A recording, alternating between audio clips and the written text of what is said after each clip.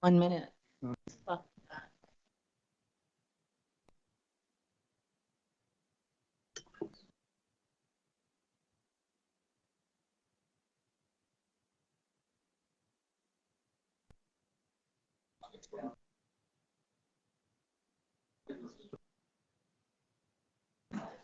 Know anything about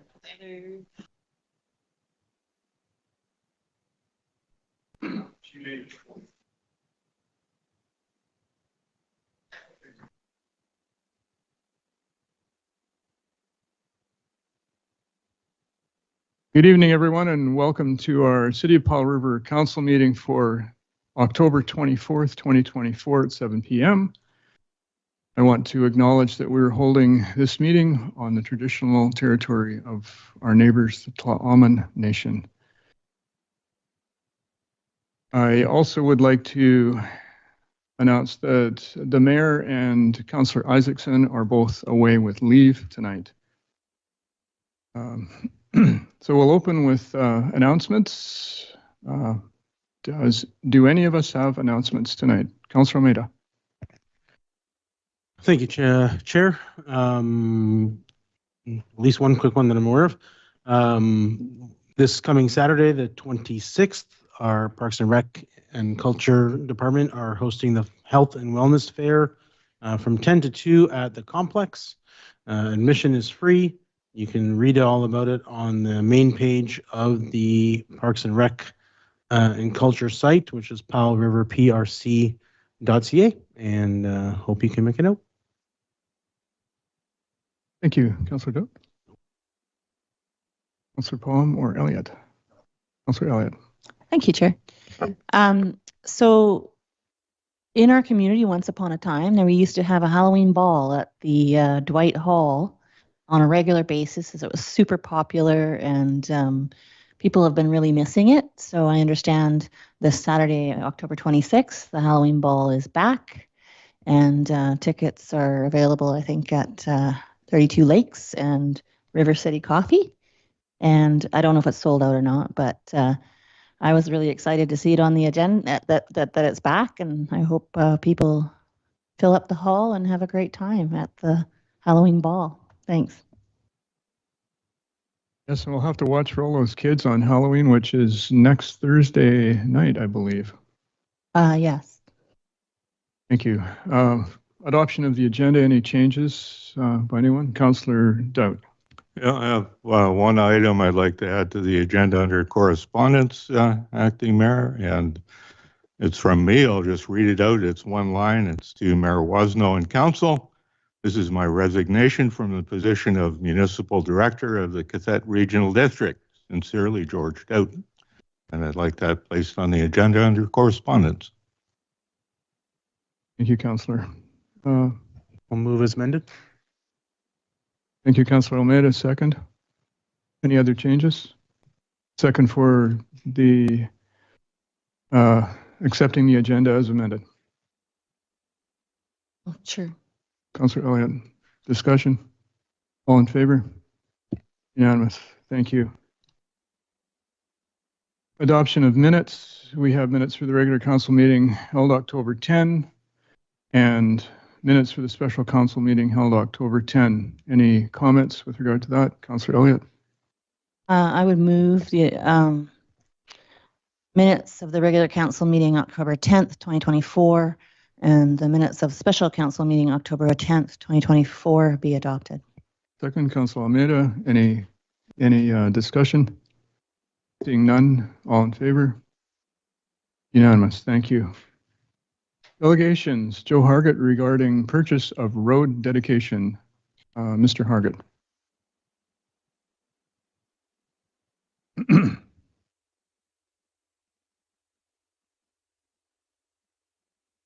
Thank you, Chair. Yeah. provide you with some background. I understand your package. You might have a copy of my letter. Also, site survey. So, we live at 5362 Manson Avenue. And on that particular lot, and I know this came up 2 or 3 months ago, our lot and two neighbors. Excuse me, Mr. Hardy, just for a sec. I wonder if your voice is being picked up well enough. Is he on? How's that? No? Yeah, if you can speak a little closer to the mic. They're very distant. Okay. Yeah. How's Thank you that? very much. Okay. Yes. So I'm not sure. I'm hoping that everybody had a chance to look at the letter and the site surveys, because it'll provide the background for what I'm talking about here today. But we have a road dedication from the city that's just gone back historically across our lot and two beside us.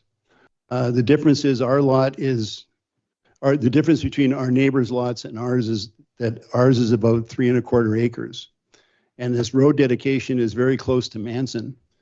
And so we have over 2 acres on the other side of that road dedication. And when I started to inquire about whether or not we could build on that road dedication or what exactly the rules were, it took some time to get the answer. But at the end of the day, it was that we cannot build on it because it's road dedication. And then I wanted to find out what the setbacks would be. And then in the course of waiting for that, we realized that probably the best way to approach this was to come to you and ask if we can purchase it.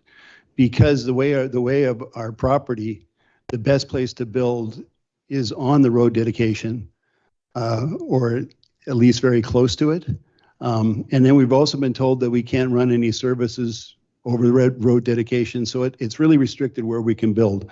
Why I gave a follow-up letter is because our plan is to build a coach house there for my mother-in-law at some point here in the near future, and this is to get the ball rolling in order for us to be able to do that. Now, I understand that that your staff has a lot of work on the table, especially since Rachel left. I totally get that. We are not in a huge hurry, but we are here today to at least hopefully to get your approval to get this started. As I mentioned in the letter, we're willing to pick up the costs of it. We've had a survey already, so we know what area we're dealing with. And I'm also here to answer any questions that you might have beyond that. Thank you. Thank you, Council. Questions? Councilor Elliott. Thank you, Chair. So I'd really like to see this get in the queue somehow. I don't remember the exact details from the staff report from back when, but my question was the ability to build on the other side of the road dedication is restricted because you can't run water or any lines across it? That's correct, yeah. And so that would be the case for all of your neighbors that have the same road dedication? Yes, but our Other situation is a two little neighbors? more unique because we have a much larger lot. Yeah, I see that. Yeah. Okay, so those were my questions. When rest of council's had a chance to speak, I wouldn't mind making a motion of some sort. Councilor Almeida. Thank you for coming, Mr. Hargy. Just out of curiosity, I'm looking at the satellite view map over here, and I noticed the property next to you, 5366, has some sort of building, at least so says the satellite map, that's next to the back half of your property. That's correct, yeah. I imagine that facility has some utilities and stuff too, or is that just a? Well, I think it does, but it doesn't have that road dedication. If you Yeah. can see on that, it's just a 3. So I guess they're able to build down where they can, where they did, but we would be restricted to do that. I was just curious. Thank you. Yeah. Councilor Paul. Through the chair, I'm having trouble recollecting previous conversations we had with regard to this. Have you talked to staff and got any indication of whether purchase of this dedication would be possible? Well, I did when Rachel was here, and I know that there was a similar situation. From my understanding, there's about 25 of these lots around town, or road dedications that have affected lots like this. Apparently, historically, there was a planner here that when it was subdivided, they took a portion of the land for that. And I know that there has been at least one where there was a developer looking to expand on the lots he had. So there is a precedent for it, but I think I might be the first individual homeowner that's come to you with this situation. As I say, I think it's probably unique in that we have such a, well, two things really. We have a large lot that we, you know, although they're tied together legally, we wouldn't be able to do much with what's beyond the road dedication. And second, road dedication just happens to be the best place for us to build.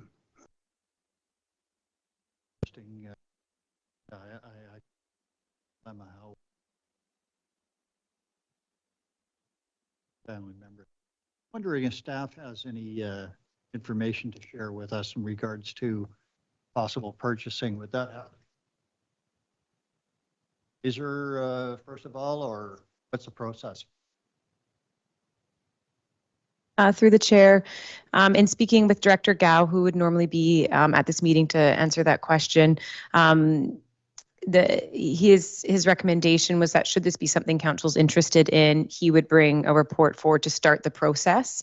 I believe there's a number of steps as far as disposition of land regarding public notice. And of course, there's the planning procedures that we would need to go through. So that was my discussion with him to give some background. It's very preliminary because we have a delegation here today. So some early stages. However, that was his recommendation in my discussion with him. So yeah, I'd just like to make a quick comment. I can see what probably the thinking was of the planner who put that in there, because there's a lot of really long lots that are southwest of your lot, and that does suggest subdivision potential. However, have you talked to any of the people southwest of you in those really long, skinny lots? Then? Yes, my two neighbors have shown no interest in doing it. I was hoping to have the three property owners coming to see you because of, you know, the scale of it, I suppose, would help. But yeah, it's just us. They don't want to do it. I'm not sure if the orientation of the plan that is attached to your letter is north to the top of the page, but I was referring to the lots farther down along Madsen, like towards Cranberry. I did understand that the other two landowners who have smaller chunks towards the lake weren't interested. You know, it's probably a moot point anyway, because I don't think there's much chance of, to my knowledge, in the years that I've sat at this table, I have no recollection of that kind of subdivision being done. I have recollection of one road closure due to serve the purposes of the Joyce Commons expansion, which was an amalgamation of two lots. So that was a fairly large development that was to considerable advantage to the city, according to the policies that we have had then and still do. I can also see that this planning is overloaded right now because of work or because of shortages of people, but that's my only thoughts. Councillor Elliott, you had a motion. Yeah, I'd like to make a motion to direct staff to bring back either the old report updated or a new report with options for moving forward if we should decide to provide that direction. Councillor made a second. Any discussion on that? Seeing none. Yeah, Councillor Elliott. So I know we've looked at this particular issue and we were disinclined to make a motion at that time or a decision due to heavy workloads for the planning staff. But I'd like to have it come forward and have another look at it if we could, and some options, maybe even if, I don't know what those options might be, but I'd like to see them and have another look at it. Thanks. You know, Councillor Paul. I just make Mr. Hargett aware that you were asking for your correspondence to go ahead and in the next council agenda or in the future council agenda. This will expedite the process. to get a formal report for you from staff with various options that we could consider. Okay. This is the right process that, as far as the motion on the floor. Okay. Thank you. All in favor? Unanimous. Motion passes. Thank you, Mr. Horgan. I'm sure you'll hear probably from planning at some point, or you could contact them. But we will have a report coming now. Okay. Thank you very much. Thank you. On to committee recommendations. 7-1 Powell River Community Forest 2024 Fall Grants, referred from the Committee of the Whole on Tuesday. Would somebody like to read that recommendation? Acting CAO. Through the chair, may I present some additional information, if that's okay? Yes, thank you. Thank you so much. And my apologies for not being here on Tuesday when this information was initially presented. I was presenting at a conference on accounting standards in government, which was thrilling for me.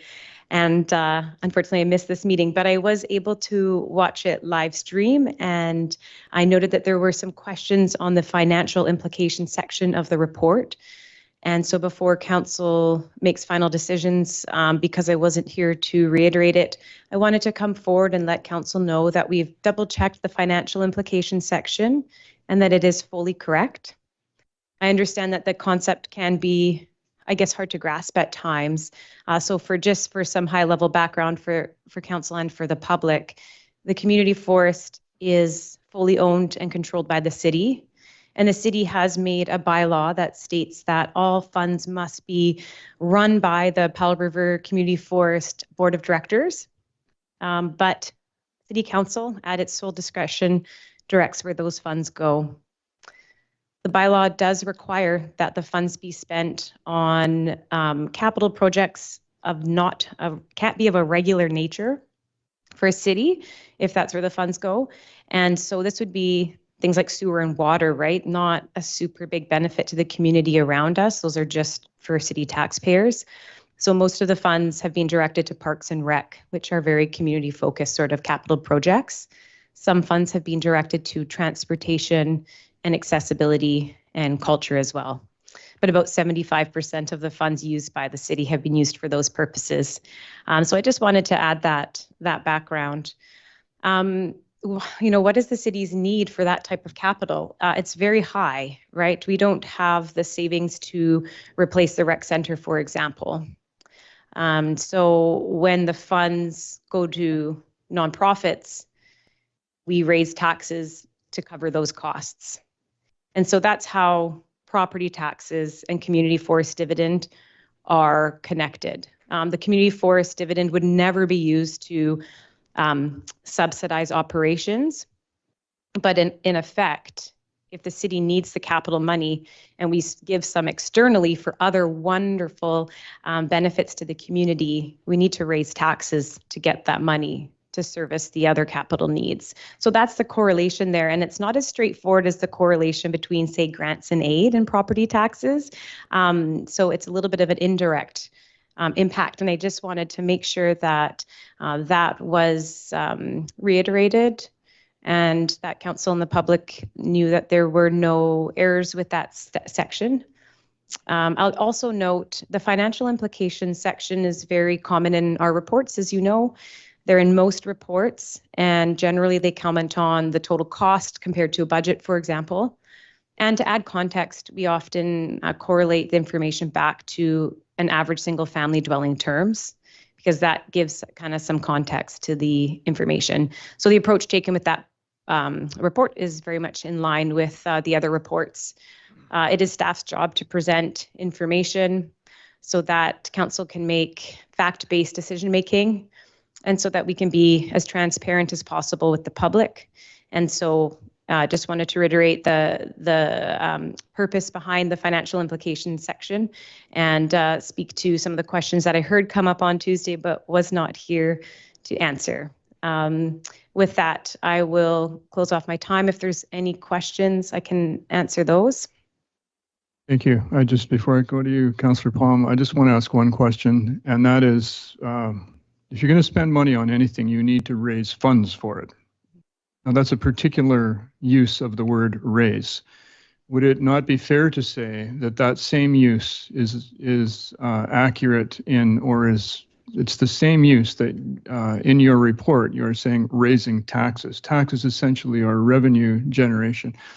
I'm asking this question because semantics can really trigger understanding, misunderstanding, and that's my concern in the case of the use of this word raise that has different potential subtle meanings. I guess that's a yes or no question. Really. Yeah, through the chair, that's the correct interpretation. I mean, the example would be, and first from a very high level, the type of capital that the Community Forest Reserve funds doesn't have any other funding source other than taxes and crossing our fingers for external grants. Sewer and water have parcel taxes and user fees, but those other areas that we're funding through community forest are solely funded by tax if we don't have the community forest grant. So the 2.9 million that was committed for 2025 for the pool roof would otherwise have come from, say, the infrastructure reserve, but that doesn't have sufficient funds. So what I would do is raise taxes to collect money to feed that reserve to pay for that. But instead, fortunately, from the amazing work from the Powell River Community Forest Board, we did have those funds. And so that's an example of where taxes weren't raised because of that money. So, and like I said, it is completely within council's purview to direct the funds. And we do know that if it's going to nonprofits or to the city, it's going to the community and benefiting taxpayers. And it's a wonderful, wonderful thing. So, I mean, I just wanted to clarify that correlation. So, yeah, you're exactly right. Thank you, Councillor Paul. And then Councillor White. Thank you, through the chair. Yes, Ms. Dennison, I was a little taken back, and I'm only speaking for myself. I'm not speaking for a Community Forest Board or anybody else here. But when I was reading the report in terms of the financial implications, the Community Forest Board was in infancy when I was first elected. First check came across our table in 2008 when I was first elected that year. And it was a very welcome addition to our financial situation at the time. So in my time here of 16 years, in this report, this is the first time that I've heard any mention tied to taxation, because in terms of the bylaw itself, there is no reference to taxation, and it also stipulates that anything of a recurring cost is not associated with our community forest fund. I have a feeling that taxation on an annual basis is a recurring situation. So that's why I was taken back by that wording. I don't think I was the only one. And as I stated on Tuesday, the fine work of our Community Forest Board, what they have been able to do to help this city survive, become sustainable, is beyond comprehension. Sitting here for 16 years and seeing these $1 million paydays be handed out twice a year for the last 16 years is something to behold. That's why when I left the chamber that night and I had to go home, I didn't get to bed till 1 o'clock that night because of the wording in the report in terms of that financial implications. I had to get over that because it's not something that the citizens of this community that have been benefited so greatly over those years quite understand, because I certainly didn't understand the tie to taxation on Tuesday. So that's why I had to say what I did. And I'm still a little in disbelief that the terminology and financial implications are still part of that report. And I was even thinking, lying in bed last night, of making a motion to take that out of the report. It hurt me to that extent. So I just wanted to tell you from a personal perspective how I feel about it. And it's no disrespect to anybody that wrote the report or anything. It's just perception. So thank you, Chair, for allowing me to speak on that topic. Councillor Elliott. Thank you, Ms. Dunstan. I fully understand trying to make comparisons to what we're used to, which is what is this money's value used in the alternate to pay for a project that we would otherwise have to fund with different money, and what does that opportunity cost us? So the part that's probably not in the report that I know and balance without it being in the report is every dollar we give to a nonprofit leverages other dollars, community labor, and sometimes a value that is higher than what it's going to cost us for taxes. And we buy community building, we buy pride in our community, and we are able to contribute to capital projects across our community which don't have an ongoing maintenance cost to them, to the city, because they're being run by nonprofits and taken care of by nonprofits. And that's an added value to infrastructure within the city that we are not taxing to maintain. And so those parts of the financial implications are missed when we only do one side. And so whether we can calculate all of that or not, because it's kind of nebulous compared to being able to calculate something that's easy to calculate, it ought to be mentioned at least when we're trying to show people that we understand both sides of this equation, and that if we are trying to explain, well, this is what the cost would be if we could save this much for taxpayers if we redirected funds to these other capital projects instead of spending our reserves on this. I get the opportunity cost. It makes total sense to me. Did a lot of years in school though, so maybe doing something with the funds other than what we're doing could lower taxes in a very direct way, and we can calculate that. But what we wouldn't be able to calculate right away is taking that out of nonprofits, what that's going to do to our community and our ability to leverage everything we're leveraging through the grants that we give. And so I know this, and I think about it when I'm making decisions, but it's not written in the report. So people who are reading the report may not know that we're giving a lot of weight to that in our deliberations. Yeah, through the chair, thank you for that. I wish I could put a dollar on social value as well. And I'll take that away. The financial implications section is generally just the price tag, and the rest of the report fills in the fun stuff. I have the hard job. It's not the first time that someone doesn't like what I have to say, but I like what you said. I do think the community forest did a great job of talking to that. The report, I know, just lists in the appendix those projects, but I do know when they get up here, when the recipients receive the awards and we're out in the Sunshine Coast Trail or at the skate park or whatever it is, that people see that value. I wish I could put a dollar on the value there, but I rely on my colleagues to do that. Generally have to keep the financial implications section to just the facts. And the reason that's good is because you're just getting the facts. There's been no secret as to what the dollar is that is be given to the nonprofits. That's the crux of the recommendation. The only calculation that was done was to put it in average single family dwelling terms so people could understand what that meant to them.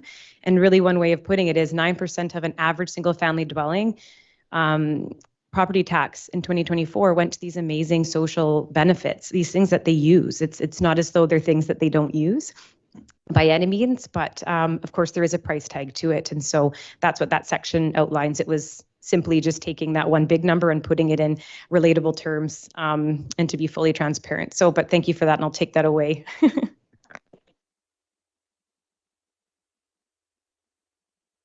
Someone like to read the recommendation? Thank you, Councillor Almeida.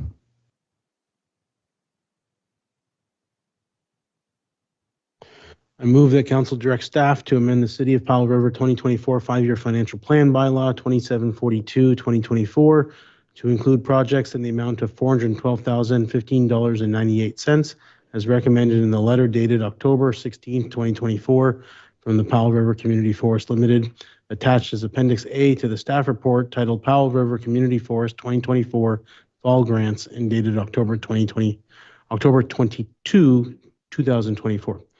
And that council directs staff to amend City of Powell River 2024 5-year financial plan bylaw 2742-2024 to include a capital project for up to $15,000 in security upgrades to the museum building funded by the Powell River Community Forest Reserve Fund. Second, Councillor Elliott. Discussion. Councillor Palm. Yes, just one question through the chair, and that is, usually when we're giving this sizable amount of money away at this council endeavor, we have the community groups that are receiving these funds usually, and why they're not here tonight? Through the chair, they would be coming to, once the decision is made, they would come to the next council meeting to be presented with their contracts and with the grant and to acknowledge them.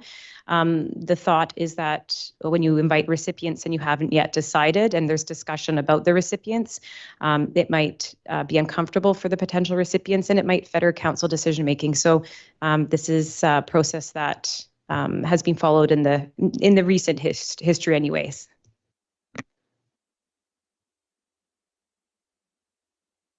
No other discussion. I just have to repeat what's been said many times in this chambers, but I don't think it can be repeated too many times. And that is my own personal gratitude and for the community forest, for the board, for the company, and for the amazing benefits that have been accrued to this community for 16 years. I'm glad one of us at this table has been here long enough to see every single benefit. And the list is too long for any of us to remember, but we see them everywhere in this community. I do, day by day. As I ride down or drive down Joyce, and so many other places. And I'm also grateful to have been able to come back to this community about the time when all this stuff was really starting to ramp up. So I feel like I've won the lottery too, but I think we all have. And I just wanted to say that. If there's no other, Councillor Elliott. Thank you. So my very favorite part of approving grants for the community forest is the meeting where we do have the recipients come and describe what they're going to do with that money and how that benefits our community. So I'm really looking forward to that. And I think it is wise to have our decision making done before we have, like having it all in one meeting always was a little bit awkward. And so I like the process that we're following right now. Thank you. All in favor? Unanimous. Thank you very much. Thank you, Ms. Dennison. And Chair, I think we did skip over correspondence. we did. I was just about to mention that. I noticed we've missed a bad chair, missed a whole agenda item. So we will go back to correspondence as amended. Can we have a motion to accept the correspondence presented by Councillor Dowd? Councillor Elliott. I would move to accept the correspondence. And if we get a seconder, I wouldn't mind saying something. Me speaking to the motion, I wanted to thank Councillor Dowd for everything he's done for us at the regional district. It's a big surprise, this letter, and the entire time I've been on council, Councillor Dowd has been a representative on the regional district, and he's done incredible work over there, and I just really wanted to thank him. Councillor Palm. Yes, thank you. I just want to echo sentiments for Councillor Stout, longtime member of the Regional District Board representing city taxpayers, and for all the fine work he's done over his many years that he's been on the Regional District Board as a city director. And I know when I stepped away for personal reasons here not too long ago as an alternate, I was asked the question, I believe, by Councillor Dowd as to why I was choosing to step down. So Councillor Dowd, I'm asking you the same question. Do you have any comments in terms of why you're resigning? No, it's a personal, thanks for the question. But I don't want to go into it in detail. It was a personal decision, took into account all my aspects of life sitting around this table and at the regional district table. To be fair, I just want to say that there is nothing about the regional district staff or other directors on the regional district board that contributed to me making this decision. It's all about what's in this room and within the city. And I'm looking forward to a lighter workload. Thank you, Councillor Dowd. I have a comment, and I've served as an alternate on the regional board for at least 1.5 terms. I think it was actually 2.5. Particularly over the past couple of years, I've attended a lot of regional district board meetings and other regional district meetings, and I've watched Councillor Dowd provide excellent service for our regional community. And I remember the first time we sat down for coffee together, and I thought, this is a man I will support and vote for. And that was a term and a half ago now. Or is it 2 terms? No, a term and a half. Yes. And then there was another election. So I did serve on the board for a little while. But I was very glad when Councillor Dowd was re-elected. And I gratefully accept your personally this correspondence. And I'm very grateful for the service you provided. Seeing no other comments, all in favor? Unanimous. Thank you. On to reports for information. 9.1, report from municipal directors of the Cothette Regional District. Do you want to do this report? You're not going to be doing that many more reports. I'm no longer a director of the regional district, so I'm sure that Director Elliott will take good care of that. Thank you, Director Dowd. So we did have a regional district meeting yesterday. There were a few things decided at that meeting. Just let me get my head on straight here. Dr. Dowd Councillor Dowd has thrown me for a loop because I had no idea that he was going to be doing this. And the surprise has made me a little less focused here tonight. So I'm just still reeling a little bit from that. And I hope he's okay.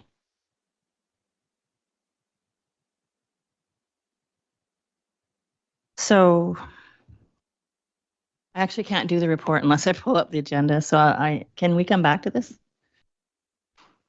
Like, can I just postpone this particular item to the end of what we're doing until by unanimous consent? Everybody agree with that? Excellent. I don't know. I feel a little bit emotional. There's nothing that won't keep. Yeah. So let's come back to that after 10 bylaws.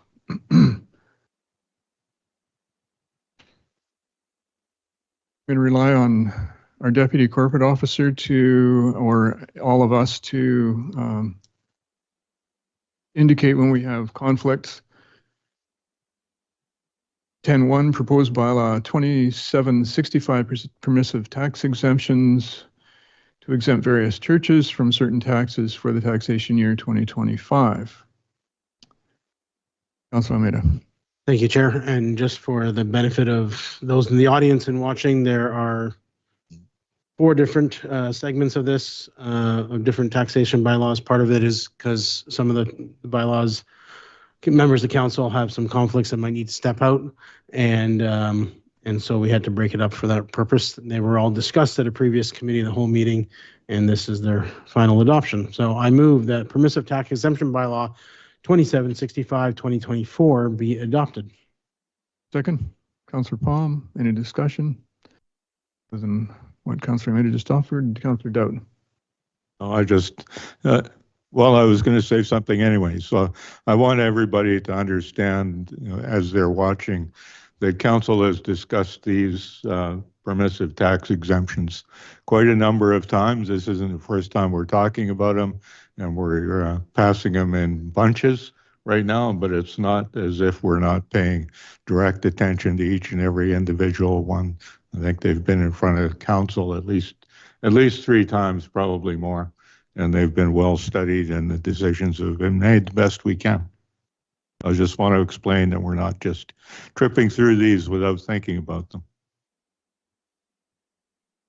I'll also mention that the attached bylaws to each agenda item itemize the individual organizations receiving these tax exemptions, and they were also published or to be published in the newspaper, correct?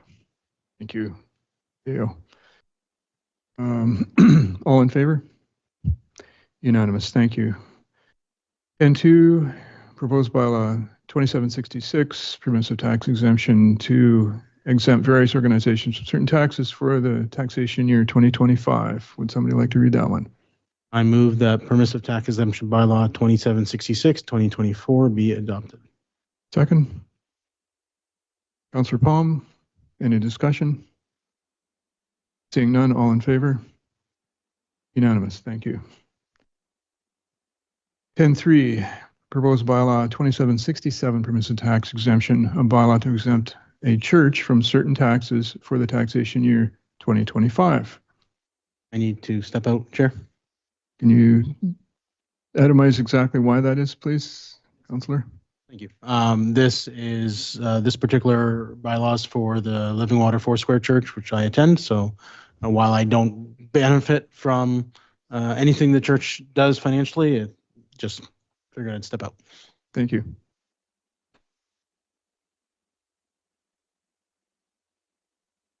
Councillor Elliott. Can you just remind me what number we're on? We're on 10.3. I move that permissive tax exemption bylaw 2767, 2024 be adopted. Second, Councillor Palm. Any discussion? All in favor? Unanimous. Oh, This is our bare, Elliott. not a comment, only that we're getting a little thin here, and this is our bare minimum for doing business at the table at the moment. Need everybody. Please. Thank you, Mr. Hassett. It's too many Oh, people. all in favor? Oh, I already called. Nobody else get sick, please. 10.4, proposed bylaw 2768, permissive tax exemption to exempt an organization from certain taxes for the taxation year 2025. I move that permissive tax exemption bylaw 2768, 2024 be adopted. Second, Councillor Palm. Any discussion? Seeing none, all in favor? Unanimous. Thank you. Councillor Elliott, would you like to go back to the previous reports for information from the municipal directors of the QRD? Councillor Palm? I could. Before we leave permissive tax, I think it's important that the community not only knows that there's a number of organizations that are being tax exempt, but the final total of the value of those tax exemptions, do we have that number for the public? 400,000.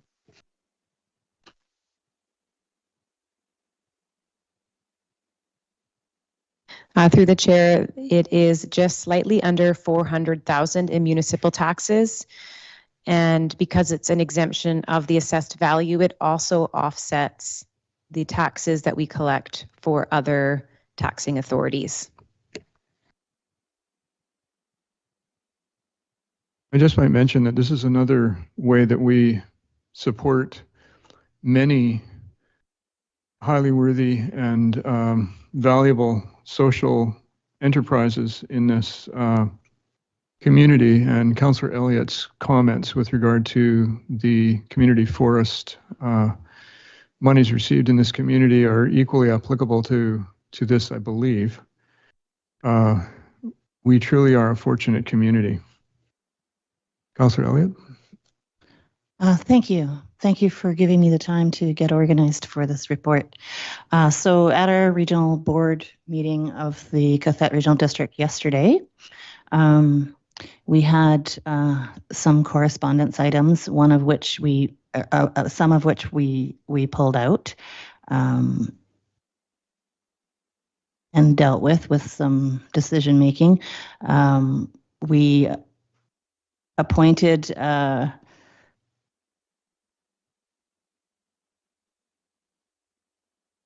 in a rise, it was risen and reported on to it. So that was different. That was something else. But anyway, we had some correspondence about the old,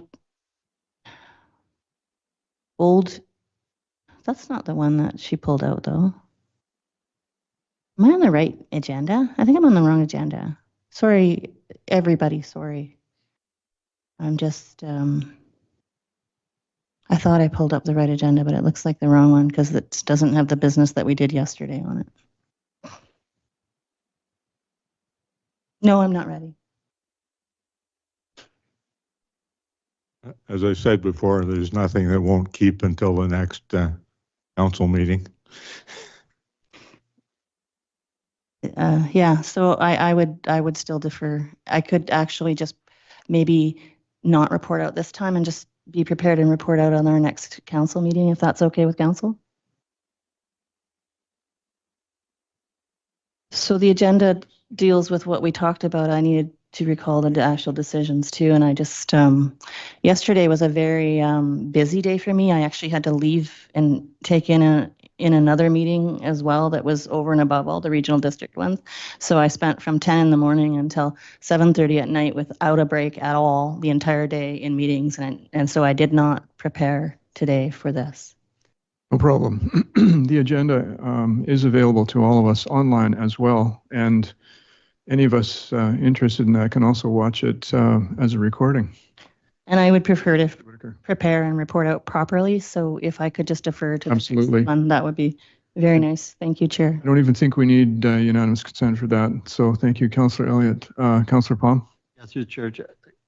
I don't know if we need motion, but I'd like to just help Councillor Elliott out by moving this forward to report at the committee of the whole meeting, first committee. Or it has to be a board meeting or a council meeting, though, not committee of the whole. It has to be a council. Yeah. Thank you so much, Councillor Palm. I'll second. Do we need I guess we need a vote then. That was a motion. I think we've done this by unanimous consent. Thank you, councillors. That brings us to question period. No. Councillor Elliott? There's 11.1 on the agenda, and I would like to speak to it. Please. So our contingency plan is usually, the intention would be maybe to go to George's alternate and ask if he would like to be appointed district municipal director appointment.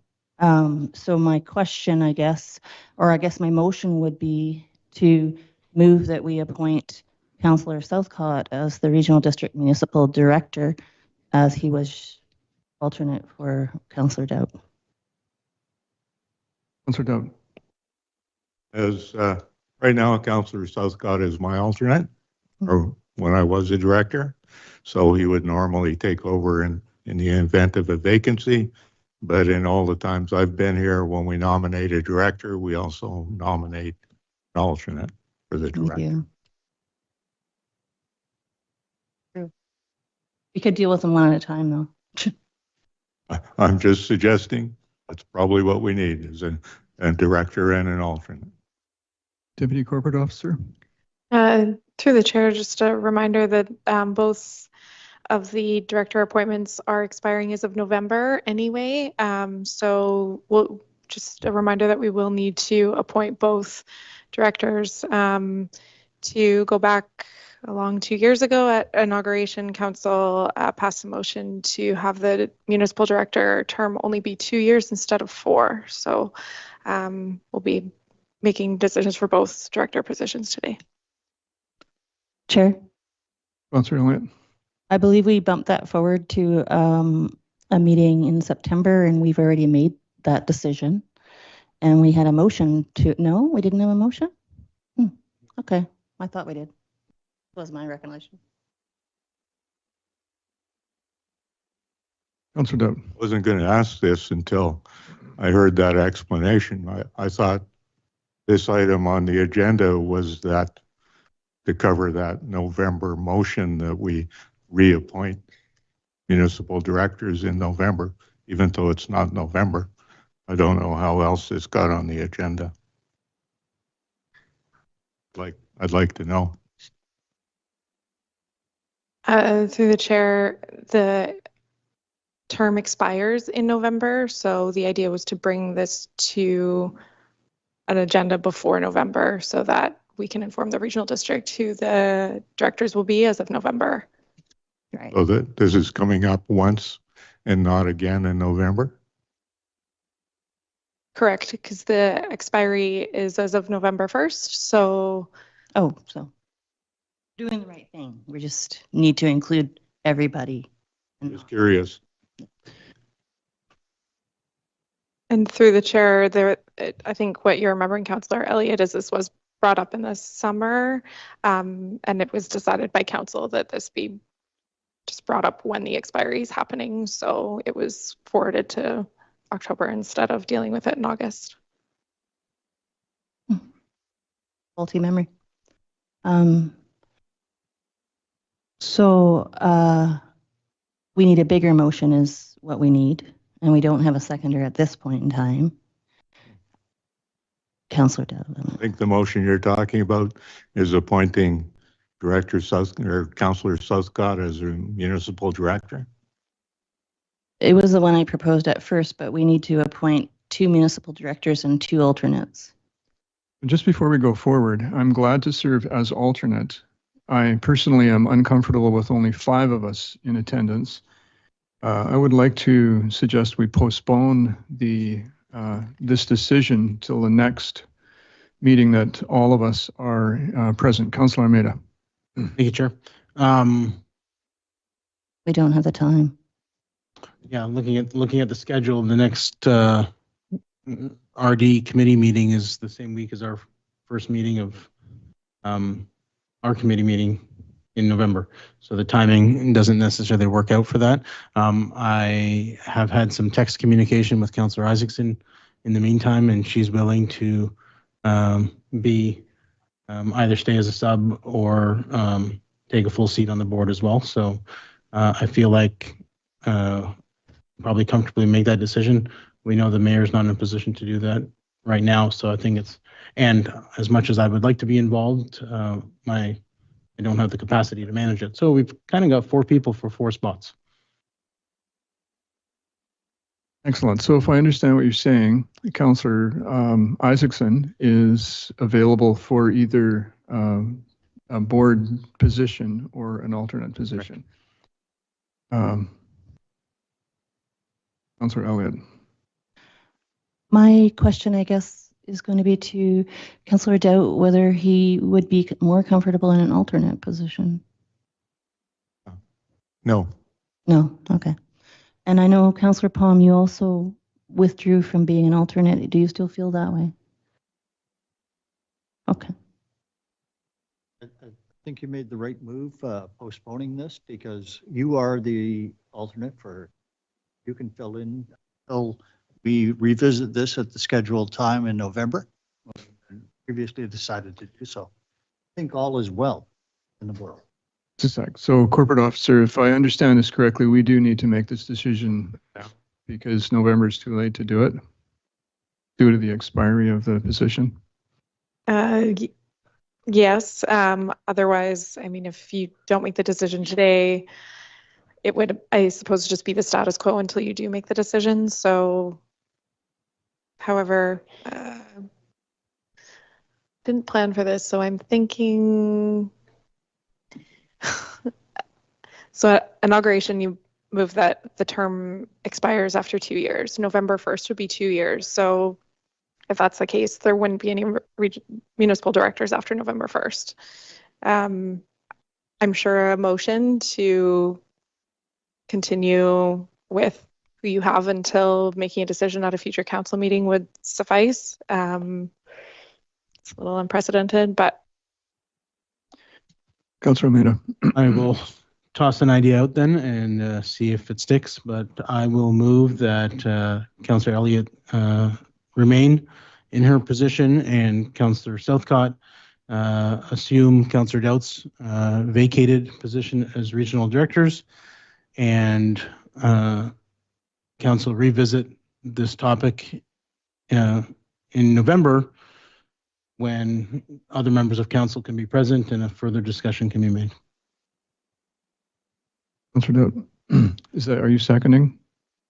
Is that a motion? I'm just going to ask if Councillor Almeida is confident that in November, all members of council will be present. No, I can't be confident any of us will be here in November. If you know that's not going to be the case in November, you probably shouldn't make a motion that we should do it in November. Well, we can't be confident of anything, so we can't make any motions if that was the case. So, A point of order. If all of the appointments expire, we have to actually make formal appointments in order for them not to expire. So if we don't do that properly with due process, none of us can show up at the regional district meetings because we won't have appropriately appointed people. And if memory serves correctly, an appointment also comes with who has 4 votes, who has 3 votes in the weighted situation, along with with the alternates that are with each of those as well. So I understand we weren't quite thinking we had to do all of this tonight, but I think we do, and I think we have to do it with the 5 of us, however uncomfortable that might be. We have some folks that say they are not going to be wanting to be there, and there's only 4 of us that are able to and okay. So between Councillor Southcott, myself, Councillor Palm, and Councillor Isaacson, those are the 4 folks that have said, well, yeah, okay, I could do some work over there. Is that correct, Councillor Palm? Would you accept an appointment today? But would you?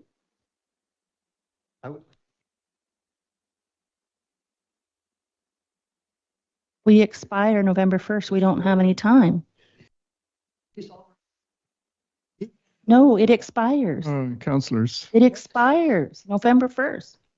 We don't have time. Councillor Elliott.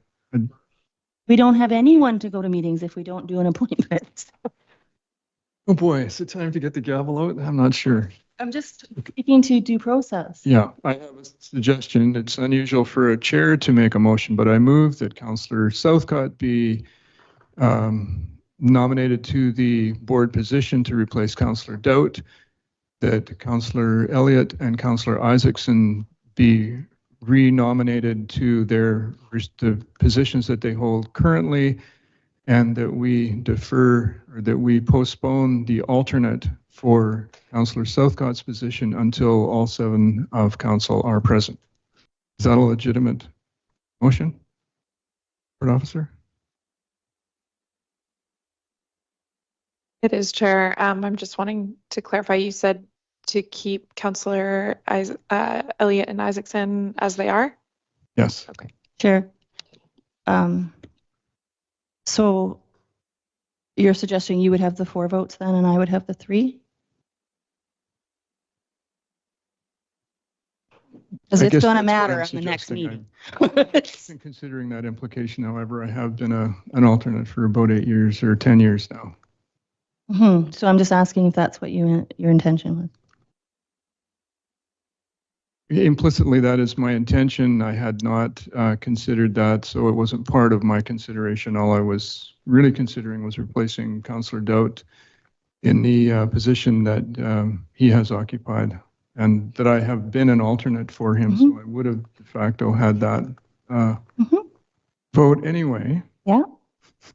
I'm not disagreeing. Okay. These appointments may last for the next 2 years, though. And so when we make the appointment, would we be specifying a term, or is it your intention to try to revisit this entire question and possibly be doing different appointments. Deputy Corporate Officer, did we, was our decision, if you can remember, 2 years ago that the second term be 2 years as well? Did we specify that? I will bring it up here. Just to be clear, I'm not arguing with you. I'm trying to get the motion correctly before the assembly. It hasn't been seconded yet. I don't know if we put that in wording, but that was the intent. The motion was, looks like for both the directors and the alternates to expire after 2 years. And that was it. So we could now also determine whether we were going to nominate them again for another 2 years or just 1 year. Correct? Can we, let's deal with the first issue and then go to the term as a second motion. Councillor Dowd? Just trying to make it easier on you here. If we reappoint them this week or 2 weeks from now, the terms will come to an end at the time of the election in 2026, which means that everybody who's in office now will probably be out of office unless they're reelected in the end of October 2026. So it kind of limits the terms to 2 years without having to say it's 2 years or 11 months and 12 days. I will second your motion, Councillor Southcott. Thank you, Councillor Almeida. Any other discussion? Seeing none, all in favor? Okay. One more.